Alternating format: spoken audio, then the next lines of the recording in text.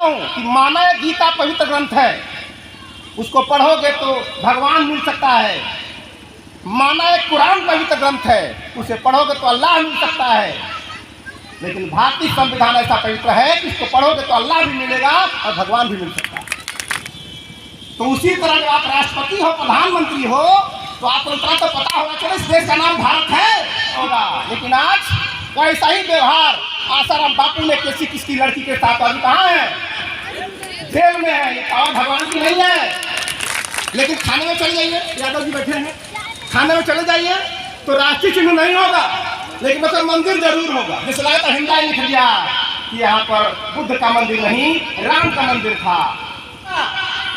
उसी तरह भारतीय संविधान जब बना 26 जनवरी को, उसके बाद से ही इसको पल्स पोलियो की तरह गांव गांव जाके पिलाना चाहिए था और उंगली पर दाग लगाना चाहिए था कौन किया कौन नहीं किया। तो पढ़े लिखे लोग बड़े शान से बोलते हैं ऊपर वाले कृपा से बड़ा अच्छा चल रहा है। अरे ऊपर वाला 47 से पहले भी था। कल्याण होगा भारत के संविधान से। इसीलिए मैं कहता हूँ बहुत बहुत धन्यवाद कुमार प्रभु जी। आज हम सबका बड़ा सौभाग्य है कि आज हम लोग बड़े सम्मान के साथ, बड़े उत्साह के साथ अखंड भारत महोत्सव को मना रहे हैं। आज के इस पावन पवित्र अवसर पर सबसे पहले मैं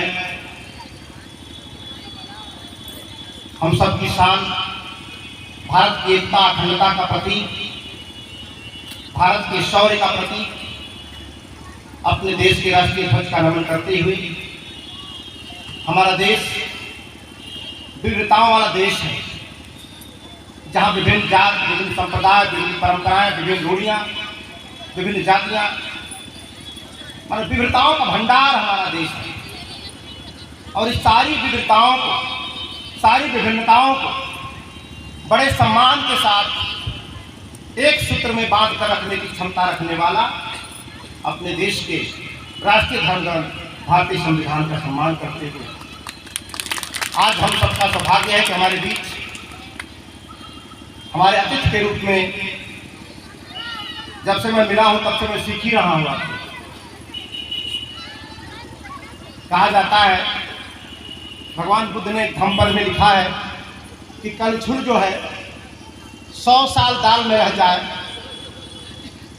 अब पूछेंगे दाल कैसा है, तो 100 साल बाद भी नहीं बता सकती दाल कैसा है। लेकिन जीभ के संपर्क में एक क्षण के लिए दाल आ गई तो बता देगी दाल का टेस्ट कैसा है। तो हम भी एक जीभ की तरह सर के अंदर क्या टेस्ट है मैंने 5 मिनट 10 मिनट के अंदर जान लिया है। और सर पिपासा अभी खत्म नहीं हुई। आज आपने बड़ा ललचाया हम लोगों को, फिर बुलाएंगे अच्छे से और बड़ा मन बना के सुनेंगे। आप जो देख रहे थे, अभी बोल रहे थे कि बाजा बज रहा था, लोग हटे नहीं। इस सम्राट अशोक क्लब का जो एनुअल फंक्शन होता है लटिया महोत्सव जमानिया गाजीपुर में, वहाँ कई लाख लोग आते हैं। और पिछले 2-3 साल पहले ये पहला ऐसा बिहार प्रांत है पूरे भारत में जहाँ के यशस्वी मुख्यमंत्री नीतीश कुमार जी ने सम्राट अशोक के जन्मदिन पर अवकाश घोषित किया हुआ है। और उस अवकाश घोषित करने के सम्मान में हम लोग लटिया महोत्सव में बुलाए थे। वहाँ कई लाख लोग आए थे। अपना स्पीच देकर के कार्यक्रम को सुन के जब लौटे अपने यहाँ, तो वहाँ चर्चा किया कि मैं 29 साल राजनीति करते हो गई, लेकिन आज तक मैं लटिया महोत्सव जैसे किसी कार्यक्रम में नहीं गया कि जहाँ मेरे आने का असर था न मेरे जाने का असर था। जनता जैसे पहले बैठी थी, मेरे आने के बाद भी वैसे ही बैठी थी। तो ये बैंड बाजा क्या चीज़ है?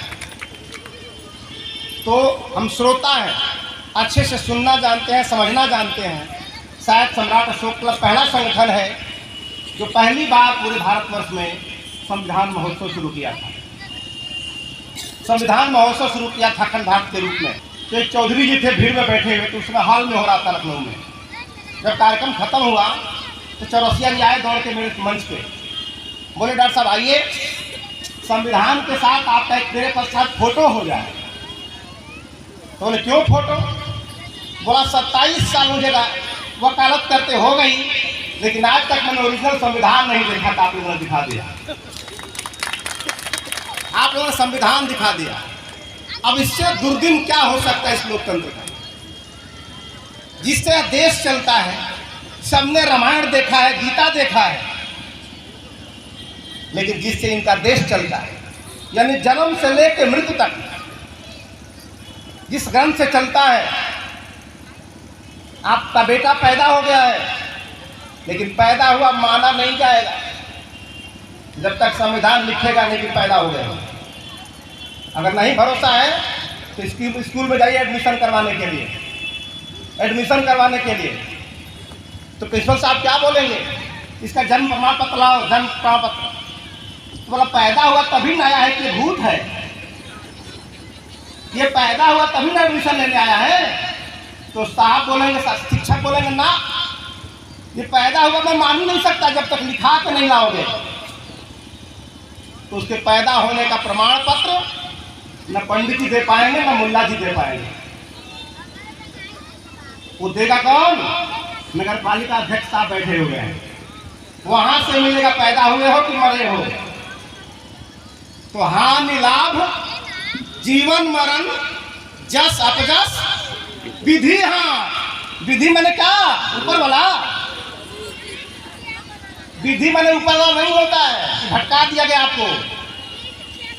दुनिया की किसी डिक्शनरी में विधि माने भगवान नहीं लिखा गया है, विधि माने ऊपर वाला नहीं लिखा गया है। विधि माने ला होता है।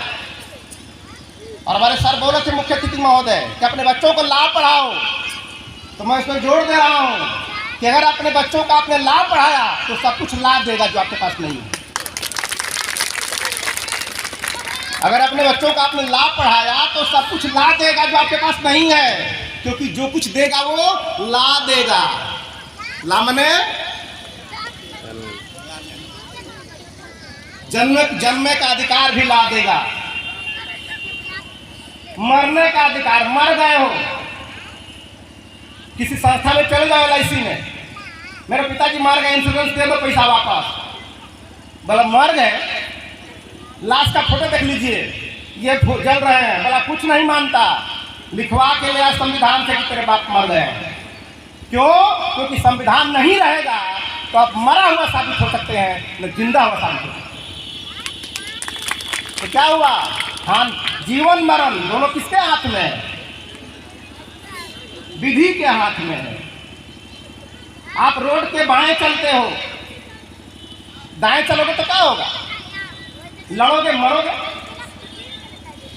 तो बाएं चलोगे, दाएं चलोगे, यानी विधि के हाथ में सब कुछ है। हानि लाभ, हानि लाभ भी विधि के हाथ में है। हानि लाभ कहाँ होता है? व्यवसाय में।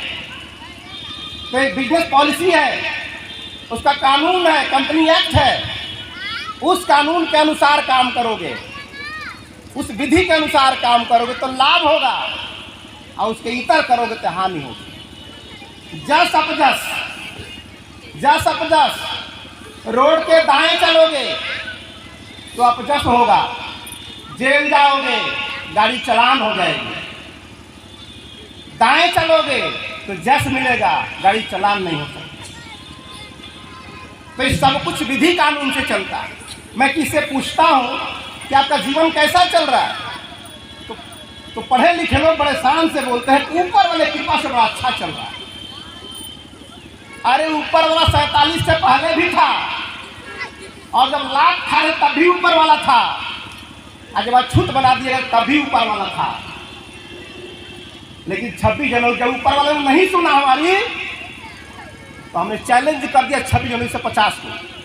ईश्वर को चैलेंज कर दिया 26 जनवरी से 50 को, क्या ईश्वर, अब आज तक तेरा कानून चलता था और कभी सम्मान नहीं मिला, अब आज के बाद तुम्हारा संविधान चलेगा, हम भारत के लोग बनाएंगे। और हम भारत के संविधान, हम लोगों ने जब कानून बनाया तो अछूत था वो सछूत हो गया। और एक राजा, एक शासक जो राज करता था, जो शासन करता था, एक सेकंड के अंदर वो सेवक हो गया। एक राजा जो शासन करता था, शासक एक सेकंड के अंदर रात को 12 बजे, यानी 26 जनवरी 1950 को 12:59 के बाद वो राजा शासक सेवक बन गया। बना कि नहीं बना? किसकी के पास से बना? ऊपर वाले की कृपा से या संविधान की कृपा से आज ये महोत्सव भीड़ होनी चाहिए। क्यों? क्योंकि महोत्सव न हिंदू का है न मुसलमान का है। अगर दुर्गा पूजा में कई लाख 5 लाख भीड़ होती है और तजिया में 5 लाख की भीड़ होती है, तो यहाँ दोनों को मिला के 10 लाख की भीड़ होनी चाहिए। अगर ऐसा नहीं है तो इस भविष्य के लिए संकेत अच्छे नहीं है। क्योंकि अच्छा हिंदू हम बन सकते हैं, अच्छा मुसलमान बन सकते हैं, जिनसे दोनों की वजह से कोई कल्याण नहीं होने वाला। कल्याण होगा भारत के संविधान से। इसीलिए मैं कहता हूं कि माना गीता पवित्र ग्रंथ है, उसको पढ़ोगे तो भगवान मिल सकता है। माना कुरान पवित्र ग्रंथ है, उसे पढ़ोगे तो अल्लाह मिल सकता है। लेकिन भारतीय संविधान ऐसा पवित्र है कि इसको पढ़ोगे तो अल्लाह भी मिलेगा और भगवान भी मिल सकता है, दोनों खुशहाल हो सकते हैं। इसलिए आज का जो महोत्सव 26 जो नवंबर है, आज जन्मदिन है इस संविधान का। संविधान का जन्मदिन है, लेकिन जन्म करके वो सौरी में पड़ा रहा। सौरी जानते हैं ना? सौरी जो गांव में हम लोग पहले पैदा होते हैं, तो जिस घर में पैदा होने के बाद रहते तो सौरी घर था। तो आज के दिन संविधान पैदा हो गया था, लेकिन सौरी घर से बाहर कब निकला? 26 जनवरी 1950 को दुनिया के बाहर आए। लेकिन आकर क्या करेगा? जब संविधान बन गया तो क्या बन जाने से पूरा देश जान जाएगा क्या? अगर बनने से जान जाता तो पल्स पोलियो का संविधान बन गया था कि गांव-गांव पोलियो पिला देना चाहिए, तो प्रधानमंत्री जी लाल किला से बोल देते, सब लोग आके मुंह टपका के पी लेते। होता कि नहीं होता? लेकिन जान गए कि नहीं पिएंगे तो घर घर जाके लोग पिलाए। फिर भी कुछ लोग छूट गए, बोले उंगली पर दाग लगाओ कोई छूटने न पाए। एक भी बच्चा जो छूटा तो सुरक्षा चक्र टूटा। उसी तरह भारतीय संविधान जब बना 26 जनवरी को, उसके बाद से ही इसको पल्स पोलियो की तरह गांव-गांव जाके पिलाना चाहिए था और उंगली पर दाग लगाना चाहिए था, कौन किया कौन नहीं किया। अगर ऐसा किया गया होता तो देश में हिंदू और मुसलमान के नाम पर बवाल नहीं होते। तो सारी दुनिया है राम के भरोसे और रामचंद्र जी खुद है संविधान के भरोसे। हमारा घर कैसे बनेगा? धरना करके, प्रश्न करके, घेराव करके, दुनिया को घेर के पता चल गया कि जब तक संविधान जिंदा है किसी का मंदिर मस्जिद नहीं बन सकता। तो रास्ता बदलने पर मजबूर हुआ गया। फिर एक आदमी पैदा किया गया, LLB कराया गया, LLM कराया गया और जज बनाया गया। और जज ने एक लाइन लिख दिया कि यहाँ पर बुद्ध का मंदिर नहीं, राम का मंदिर था। तो आज बनकर तैयार हो गया, लिख दिया एक लाइन। और लिखने के बाद इनाम मिल गया उस जज को। क्या इनाम मिल गया? राज्यसभा के मेंबर बना दिए गए। यूं ही थोड़े होता है। पता चल गया कि इससे कुछ नहीं होने वाला जब तक संविधान जिंदा है। तो जिसके लिए संविधान बना है उनको उसकी ताकत का अंदाजा नहीं है। करवा चौथ का अंदाजा है, लेकिन हेलमेट का अंदाजा नहीं है। करवा चौथ के पावर का पता है कि इसका व्रत करेंगे तो मेरा पति सलामत रहेगा, लेकिन हेलमेट पहनने से सर फूटेगा नहीं, इनके भेजा में नहीं दिख रहा। तो चाहती हो कि तेरा पति सलामत रहे तो घर से बाहर निकलते समय ध्यान रखना कि वो डीएल लिया है कि नहीं, हेलमेट पहना कि नहीं। ऐसा करेगी तब तेरा पति सलामत रहेगा, करवा चौथ से सलामत नहीं रहेगा। तो इस संविधान में शब्द है, इसको शब्द न समझे। विषम जी चर्चा कर रहे थे ना कि कोई लेटर जब आता था, पहले मेरे कोई आदमी नौकरी करता था तो उसको पढ़ करके मार रोने लगती थी। तो क्या उस शब्दवार रोने के लिए बोलता था क्या? तो क्या ऐसा उसमें होता था कि वो रोने लगती थी? वैसे ही वैसा ही रोना इस संविधान के एक शब्द पे आना चाहिए। कितनी मेहनत से बनाया गया होगा इसे, कितनी प्रताड़ना से बनाया गया इसे होगा। एक व्यक्ति ने लिख दिया काशी में बैठ के तो सर्वमान्य हो गया। वो एक व्यक्ति ने काशी में बैठ के लिख दिया तो सर्वमान्य हो गया, और 299 लिख के बैठ कर रहे थे, आज तक सर्वमान्य नहीं होगा। ये संविधान जो महोत्सव है, अखंड भारत महोत्सव है, ये IAS PCS का महोत्सव नहीं है। सम्राट अशोक क्लब को धन्यवाद देता हूं मैं कि जिस चीज़ की चर्चा यूनिवर्सिटी में होती थी, कॉलेजों में होती थी, उस चर्चा को आम जनमानस में ला दिया है। अब यहाँ चर्चा होनी चाहिए, जिसकी चर्चा क्या सही है क्या गलत है पब्लिक में होनी चाहिए। सोचिए इससे दुर्गुण क्या हो सकता है। अगर हम भारत के नागरिक हैं तो हमारे भारत के सर्वमान्य ग्रंथ कौन सा है? कौन सा है? संविधान। संविधान है। जब कचहरी में खड़ा होते हैं तो शपथ किसको दिलाई जाती है? गीता पे, कुरान पे। ये गीता कुरान पे शपथ दिलवाना इस बात का प्रमाण है कि हमारी आस्था भारतीय संविधान में नहीं है। इस बात का प्रमाण है कि हमारी आस्था संविधान में नहीं है, इसमें है। अगर कल बचाने की बात आएगी तो इसको बचाऊंगा, इसको नहीं बचाऊंगा। ये छोटी बात नहीं है। शपथ लिया जाता है देश में, सारे मंत्री महोदय लोग शपथ लेते हैं। हमारे संविधान ने ईश्वर को ही नकार दिया। हम भारत के लोग अपने कानून के निर्माता हैं। ईश्वर के नाम पर फैसला हमने नहीं छोड़ा। अगर ईश्वर के नाम फैसला छोड़ा जाता तो अहिल्या का बलात्कार करने के बावजूद भी इंद्र को आज तक सजा नहीं मिली, वो भगवान बने रह गए। क्यों? क्योंकि संविधान उस समय नहीं रहा होगा। लेकिन आज वैसा ही व्यवहार आसाराम बापू ने किसी लड़की के साथ अभी कहाँ है? जेल में है। ये पावर भगवान की नहीं है, ये पावर संविधान के स्वीकार की है। तो पावर कहाँ पे है? यानी बिजली किसी और प्लग में है और प्लग किसी और प्लग में लगाए हैं बोर्ड में। बिजली कहीं और से करंट आनी है और हम प्लग कहीं और बोर्ड में लगाए हैं। 70 साल हो गया आज तक बल्ब जला नहीं, क्योंकि करंट का गलत जो वहाँ जहाँ है वहाँ करंट नहीं लगाया आपने। जहाँ से पावर मिल रहा वहाँ तो आपने प्लग ही नहीं लगाया। कोई मंदिर में प्लग लगाया, कोई मस्जिद में प्लग लगाया, वहाँ से क्या मिलने वाला है? अगर मिलने वाला होता तो मंदिर और मस्जिद वाले जब लड़ते हैं, झगड़ते हैं, तो उनके फैसला करने की क्षमता न गीता में है न कुरान में है। वो क्षमता है भारतीय संविधान में। तो पावर समझिए। और आज का जो दिन है सारे त्योहारों से महत्वपूर्ण दिन है ये, और जितना हर्षोल्लास के साथ इस त्योहार के इस पर्व को मनाया जाएगा। और ये मेला महोत्सव नहीं क्या आया, मेला देखा चले गए। सर ने कहा कि संविधान याद रहने से नहीं होगा, उसका कार्य रूप में परिवर्तन होना चाहिए, हमारे आचरण में आना चाहिए। और जिस दिन संविधान बना उसी दिन भारत सरकार को कमीशन बनाना चाहिए था, एक आयोग गठित करना चाहिए था, जिसका काम होगा सिर्फ पोलियो की तरह घूम घूम गांव-गांव खाली संविधान समझाना। अगर 70 साल समझाया गया होता तो शायद हिंदू मुसलमान के नाम पर बवाल नहीं होता। तो ये पूरे कल्याण के लिए, सारे लोग के कल्याण के लिए संविधान का निर्माण हुआ है। लेकिन लोग को पता ही नहीं है। दुनिया के सारे कानून तो आदमी की रक्षा के लिए हो सकते होंगे, नर नारी की रक्षा के लिए हो सकते हैं, लेकिन हमारा संविधान नर नारी को छोड़ दिए हो तो है ही है। पेड़ पौधे नदी तालाब की सुरक्षा की बात भी करता है।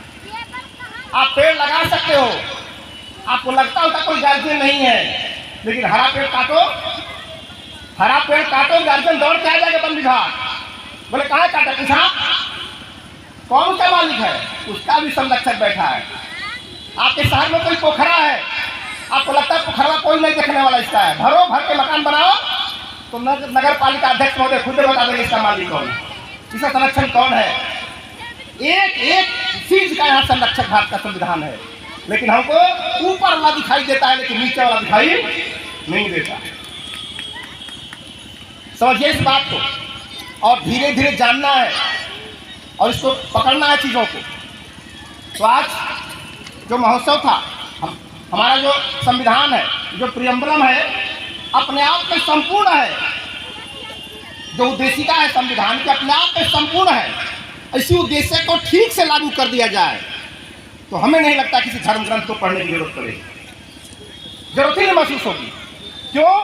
तो जितने सारे धर्म ग्रंथ होंगे वो स्वर्ग में आनंद देने की बात करते होंगे, मरने के बाद मजा मिलेगा उसका आनंद देते होंगे।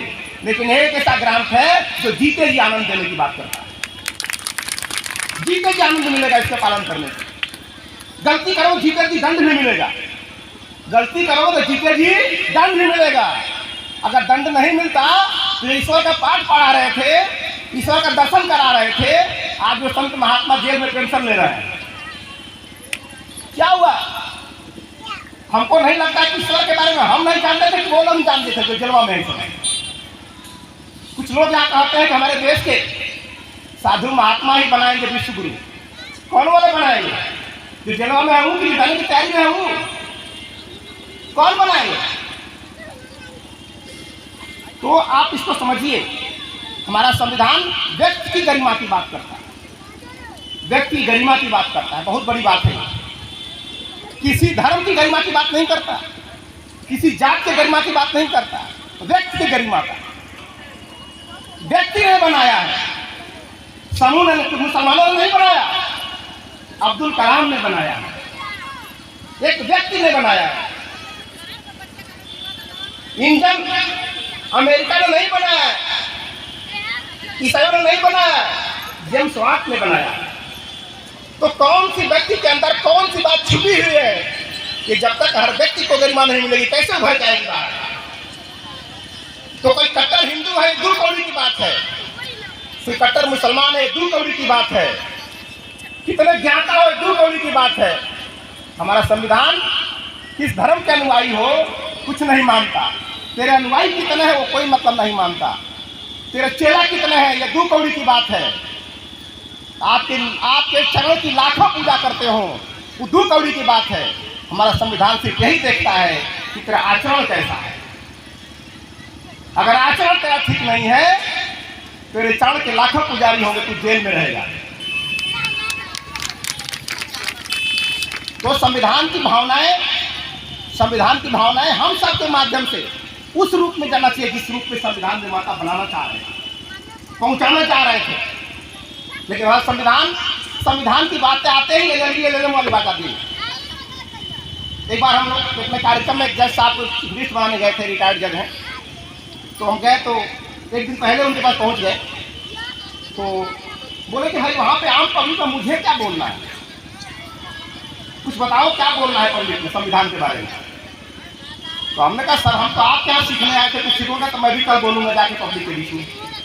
तो बोले यार हम लोग को धाराएं याद है, कौन से दंड क्या मिलता है, पेनल कोड याद है, पब्लिक में क्या देना ही पता नहीं है। तो हमने कहा सर क्या संविधान मर्डर होने के बाद के लिए बनाया गया है या संविधान में कुछ ऐसा हो कि मर्डर ही ना हो? ऐसा भी तो होगा। क्या संविधान सजा देने के लिए बनाया गया है? संविधान इसलिए बनाया गया होगा कि सजा देने की नौबत ही ना आए। बलात्कार करने के बाद सजा दिया जाए, संविधान इसी के लिए है। वो कैसा माहौल बने भारत का कि बलात्कार करने की नौबत ही ना आए। ये बात हमको जनता में पहुंचानी है सर, ये बोलना। तो बोले कि प्रियम्बलम संविधान जो प्रस्तावना उसी की व्याख्या कर देना है। तो उन्होंने कहा अरे पढ़े लिखे बहुत दिन होगा, याद थोड़े है पूरी प्रस्तावना। तो हमने कहा कि जब जज साहब प्रस्तावना याद नहीं है तो फिर आपके खलिहान वालों को क्या दोष देंगे। तो इतना हम अनभिज्ञ हो गए हैं। तो ऊपर वाले से उम्मीद ना करें, नीचे वाला अपनी तैयारी करो, अपनी तैयारी करिए, और जिससे आपका अधिकार मिलता है, आपको गरिमा मिलती है, उस पर काम करिए। और अखंड भारत महोत्सव, ये संविधान दिवस इसी के लिए एक अपील करता है। इसलिए हमारा जो संविधान है वो व्यक्ति को, समाज को और राष्ट्र को व्यवस्थित करता है, और बगैर इसके कोई अच्छे राष्ट्र का निर्माण नहीं हो सकता। तो भले ही सम्राट अशोक क्लब का छोटा सा कार्यक्रम दिखाई देता होगा, लेकिन इसका जो उद्देश्य है, इसका जो संदेश है, बड़ा ही ब्रॉड है, बड़ा ही ब्रॉड है। बोलने की आज़ादी देता है, लेकिन कैसी आज़ादी? आज़ादी नहीं देता। आपको आज़ादी मिली है कि स्वतंत्रता मिली है? आज के डेट में आप आज़ाद है कि स्वतंत्र है? क्या है? पता ही नहीं है। आजाद है कि स्वतंत्र पता नहीं है। 1947 को आप आजाद हुए थे, स्वतंत्र नहीं हुए थे। स्वतंत्र हुए कब? 26 जनवरी 1950 को, क्योंकि स्व माने अपना, तंत्र माने सिस्टम। हम अपना सिस्टम लागू कर लिए तब स्वतंत्र हुए। उसके पहले 2 बरस 11 माह 18 दिन में हम आजाद थे, स्वतंत्र नहीं थे। उस समय किसी दूसरे कानून चल रहा था। तो आजाद का मतलब कि हम कहीं भी उड़ेंगे, ऐसी आजादी नहीं है हमें। स्वतंत्रता का मतलब कि आपकी स्वतंत्रता वहीं खत्म हो जाती है जहां से मेरी नाक स्टार्ट होती है। क्योंकि आप जैसे आप हम पढ़े कक्षा में पढ़े थे ना, रूल्स ऑफ द रोड में एक आदमी छड़ी घुमाते जा रहा था रोड में, बीच में रोड में खड़ा होकर, तो उसने क्या कहा, आई एम फ्री करते चला जा रहा था। सामने से एक आदमी आया, बोला यू आर फ्री, आप आजाद हो, लेकिन तेरी आजादी वहीं खत्म हो जाती है जहां से मेरी नाक स्टार्ट होती है। मेरे नाक में लगा ना दूसरा दूधा पड़, मेरे नाक में लगा दूसरा दूधा पड़, क्योंकि तू आजाद है तो मैं भी आजाद हूं। तो हम इस तरह की आजादी नहीं है, स्वतंत्र यानी एक तंत्र लागू है जिसको किसने बनाया, हम भारत के लोगों ने। किसके लिए, अपने लिए। तो रोड के बाएं चलना है। आजादी का मतलब ये नहीं कि हमारी आस्था दाएं वाली में है। हमारी आस्था दाएं में है तो मैं दाएं चलूंगा, दाएं चलेगा जेल जाएगा तू। आजादी नहीं है देश में, स्वतंत्रता है, एक नियम है, एक कानून है, उसके अनुसार जितना दूर जाओ भागो। उसका तरीका है कैसे चलना है, वैसे चलोगे, आजाद हो, पूरा स्वतंत्र हो। लेकिन आजादी में कुछ भी करने की आजादी नहीं है, कुछ भी करोगे तो। हमारा देश स्वतंत्र है, आजाद नहीं है। आजाद का मतलब कुछ भी करना है, यहाँ कुछ भी नहीं करना है। बाएं चलना है तो बाएं चलना है, जीएसटी देना है तो देना है, टैक्स देना है तो देना है, टीआर लेके चलना है तो चलना है। अब बिना डीएल के घूमो, मैं तो आजाद हूँ, 47 का डीएल की क्या जरूरत है, डीएल क्या जरूरत है, मैं तो आजाद हो गया हूँ। आजाद नहीं भाई, स्वतंत्र हो। तो इसलिए समझिएगा इस देश को। और भारतीय संविधान जब खुलता है तो पहले अनुच्छेद में क्या लिखा हुआ है, इस देश का नाम क्या है, भारत। जोर से बोलिए, भारत। और जो हमारे हुक्मरान हैं ऊपर बैठे हुए, क्या उस देश का नाम भारत बोलते हैं कभी? अब मेरा नाम सच्चिदानंद हो, अब मेरा प्रिंसिपल खुद ही बुलाए, ए शेरुआ सुन, तुम्हारा नाम शेरुआ है। अरे शेरुआ मेरे परिवार का नाम हो सकता है, लेकिन आपके रजिस्टर में क्या नाम है, वो नाम बुलाना होगा ना। आप तो प्रिंसिपल हो तो मेरा बाप कुछ ही बुला सकता है, लेकिन प्रिंसिपल होने के नाते आपको उसी नाम से बुलाना जो मेरा नाम है। तो उसी तरह जब आप राष्ट्रपति हो, प्रधानमंत्री हो, तो आपको इतना तो पता होना चाहिए इस देश का नाम भारत है कि हिंदुस्तान है। क्या नाम है इस देश का नाम? तो जिस देश के रहनुमाओं को पहली लाइन का पहला उच्छेद पता नहीं है कि इस देश का नाम क्या है, अभी कोई पाकिस्तान बोले तो देशद्रोही हो जाएगा, तो हिंदुस्तान बोले वाला क्या है, वो क्या है भैया, वो भी देशद्रोही है, क्योंकि संविधान के अनुसार देश का नाम भारत है, इंडिया है। तो आप लोग को इस पर भी बात उठानी पड़ेगी। क्या हो गई कह दे, अरे भारत कहो चाहे इंडिया कहो, क्या हो गई वो कहते हैं, अरे क्या हो जाएगी, अगर नहीं हो जाएगा तो Indian oil, Hindustan petroleum, Bharat petroleum, ये माँ पैसा दो और वो कम दूसरा का भाड़ा लगा दो, तुम 3 रुपये क्या है भाई। हिंदुस्तान पेट्रोल में पैसा जमा करो और इंडियन ऑयल में भरवा लो, भरेगा क्या? इसका मतलब तीनों एक नहीं है, तीनों 3 है। ये बात हमें समझ में आनी चाहिए कि इंडियन ऑयल का मतलब क्या होता है, इंडिया का मतलब क्या होता है, भारत का मतलब क्या है, हिंदुस्तान का मतलब क्या होता है। शब्द नहीं है। अगर खाली शब्द होते तो जिसका हाथ पैर टेढ़ा होता है उसे पहले क्या कहते थे, अब क्या कहते हैं? क्या उसका पैर सीधा हो गया? जिस विकलांग को दिव्यांग कहना शुरू हो गया उसका पैर सीधा हो गया क्या बोल देने से? टेढ़ा वाला टेढ़े रह गया, बस विकलांग दिव्यांग बन गया, खुश हो गया। समझो खेल का मतलब। संविधान में शब्द लिखे हुए हैं और एक शब्द बदल देने से जिसको फांसी होने वाली थी वो बच जाएगा, और एक शब्द का हेर फेर कर देने से जिसकी फांसी नहीं होने वाली थी उसको फांसी हो जाएगी। समझो ध्यान से। तो बात बहुत ज़्यादा न कहते हुए बहुत अच्छा लगा। मैं बहुत कायल हूँ आपका सर, आपके नगर पालिका अध्यक्ष होने के, आपने जो घोषणा की है बहुत अच्छा लगा। आपसे ऐसी उम्मीद थी कि एक राष्ट्रीय प्रतीक का सच में तो ये होना चाहिए कि देश में अगर राष्ट्रीय भावना पैदा करनी हो तो पूरे देश के किसी भी सरकारी संस्थान में, चाहे नगर पालिका का ग्राउंड हो, चाहे थाने का ग्राउंड हो, चाहे कोर्ट का ग्राउंड हो, हर ग्राउंड में एक राष्ट्रीय चिन्ह होना चाहिए।